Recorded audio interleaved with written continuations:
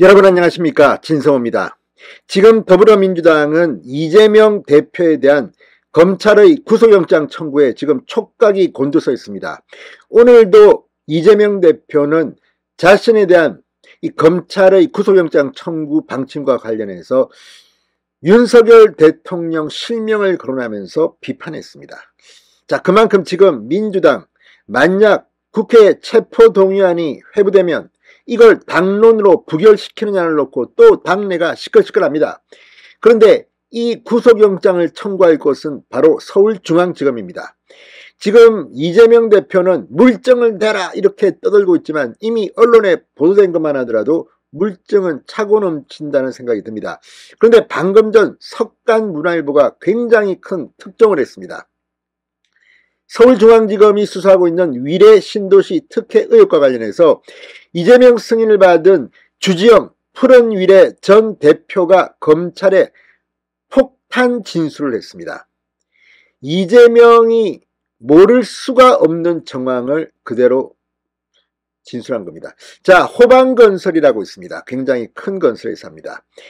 호남에 아마 근거지를 뒀을 겁니다. 이 호방건설이 원래 건설사는 이 컨소시엄에 배제시켰는데 시공사 사적 내정이 됐음에도 이재명 시장은 문제 삼지 않았다는 겁니다.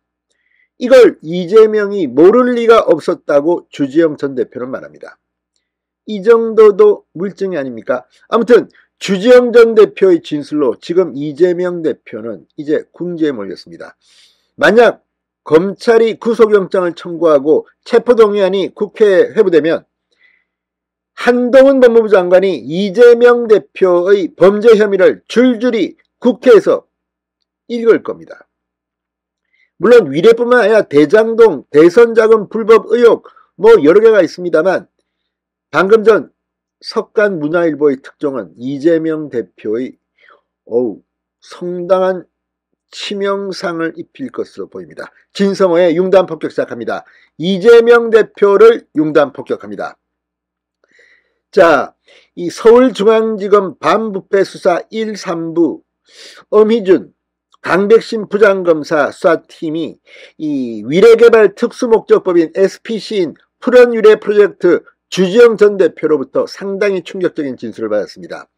호방건설 시공사 사전 내정이 성남시 최고위급 이재명 시장에게 전달되지 않는다는 것은 상상하기 힘들다는 그런 진술입니다.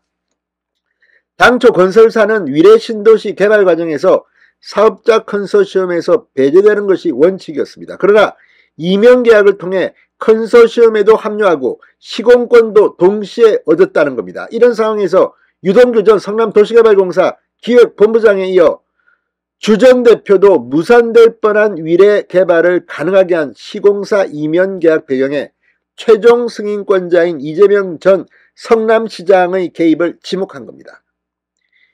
자, 이거는 이재명 피의자에게는 상당히 충격일 겁니다. 자, 문화일보에 따르면 서울중앙지검은 지난해 9월 주 전 대표로부터 2013년 11월 29일 성남도시개발공사는 시공사 선정 권한을 민간업자들이 구성한 컨소시엄에 넘긴다고 했고 민간업자들은 참여가 불가능한 호방건설을 시공사로 내정했다. 이런 내용이 성남시 최고위급에 전달되지 않는다는 것은 상상하기 힘들다는 그런 취지의 진술을 확보했습니다. 자, 주 전 대표는 2014년 1월 28일 시공사 선정위원회가 개최돼 공식적으로 호방건설이 선정되기 전인 1월 3일쯤 성남도시개발공사에서 민간업자들에게 시공사 선정 권한을 주도록 한다는 보고서를 성남시에 보냈다고 진술했습니다. 이는 호방건설에 시공권을 부여하기 위한 것인데 성남시는 2014년 1월 28일 선정위원회 개최 전까지 전혀 문제 삼지 않았다고 폭로했습니다. 주 전 대표는 고위급 통로는 간단한 경우는 정진상 당시 성남시 정책실장 사무실에 보고서 전달, 정 전 실장에게 서류와 함께 대면 보고 정 전 실장 지시에 따라 직접 이재명 시장에게 대면 보고로 이루어졌다고 진술했습니다. 앞서 유 전 본부장도 수사팀에 호방건설이 자금 조달을 도와주면 시공사로 내정하기로 했다는 사실을 이재명 당시 성남시장에게 보고했다는 취지로 진술했지만 이재명 측은 일방적 주장이라며 부인한 바 있습니다. 자, 수사팀은 이재명 당시 시장이 민간업자에게 특혜를 제공해 2014년 성남시장 재선 등 정치적 이익을 취한 것으로 의심하고 있습니다.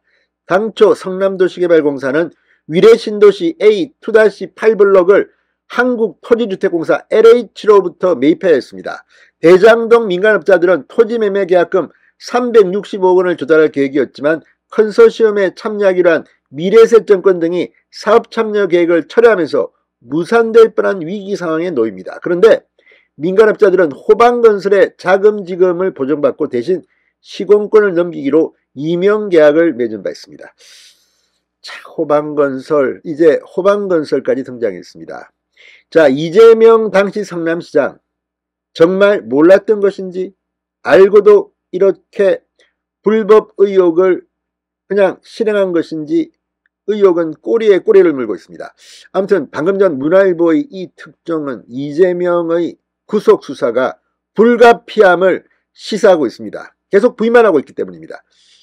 아무튼 오늘 이재명 대표의 최고위원회 발언을 보면 문화일보의 이 기사는 그냥 한방 제대로 모인 것 같습니다. 진성호의 융단 폭격이었습니다.